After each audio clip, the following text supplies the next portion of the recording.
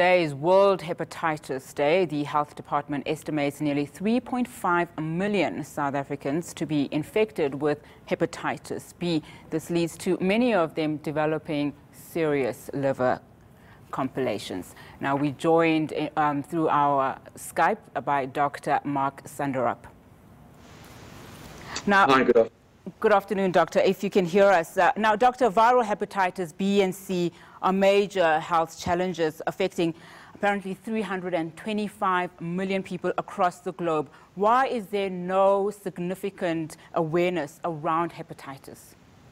Well, I think you hit the nail on the head. And I think if there's any message from today, which, as you've indicated, is World Hepatitis Day, it's a day on the calendar of the World Health Organization that's set aside to do exactly what we're talking about, and that is raise awareness of viral hepatitis. And perhaps we should just start from the premise to the viewers to just let people know what we're talking about is a range of viral infections that can all cause inflammation in the liver. And the technical term for that is hepatitis. So that's where the word viral hepatitis comes from. Now, we happen to name those viruses through a set of the letters of the alphabet. And for many of them, they cause an acute infection. And some people, when they're young, may recall having had what their doctors called yellow jaundice. And that's typically an acute viral hepatitis. And that comes and goes, and in many instances, easily preventable through vaccination. What we're talking about are two of those viruses, viral hepatitis B and C, which are the ones that cause real trouble worldwide. And in fact, hepatitis B, as you've indicated, carries quite a high prevalence in South Africa. About 6 to 8% of the population are chronically infected with hepatitis B. We understand a little bit less about hepatitis C in our general population. We think it's just under 1%. But we have had a recent study indicating that in high-risk groups or vulnerable groups, such as people who inject drugs, in South Africa, 45% of people who inject drugs, in fact, have got chronic hepatitis C virus infection. But again, it comes back to a complete lack of awareness and poor understanding, for the simple reason is that the vast majority of people who are chronically infected with these viruses have absolutely no symptoms. They don't know it until you have a blood test. And by the time you get to know it, when you present with either the effects of having chronic liver problems or worse still, developing liver cancer, that's when it's kind of too late. And that's why the message this year is, if you are at risk, you think you're at risk, and there would be a range of risk factors which you can discuss with your doctor for viral hepatitis, you should get tested. And if necessary, if you are chronically infected, access treatment if it's necessary.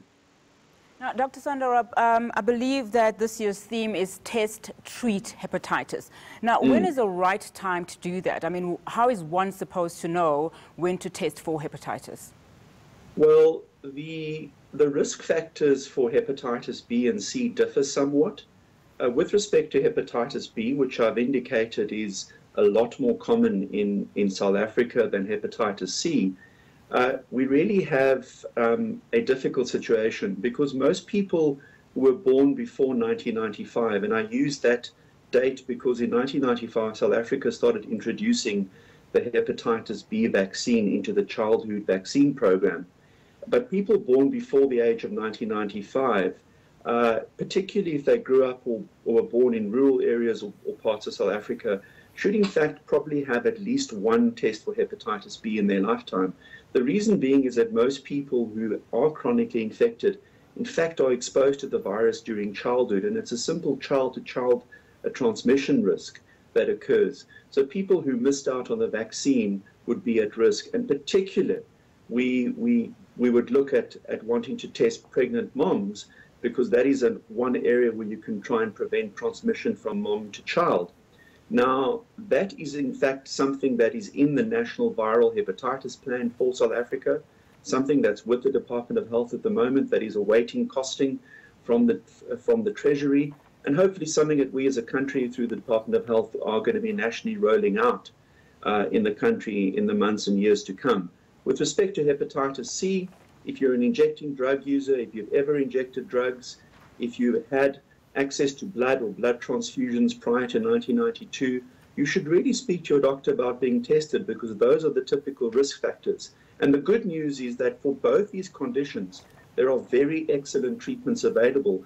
And the treatments that are available have been made possible through the availability of brand new therapies, for example, for hepatitis C, through companies like Gilead Pharmaceuticals and other pharmaceutical companies that have made this possible through access at very affordable prices in South Africa.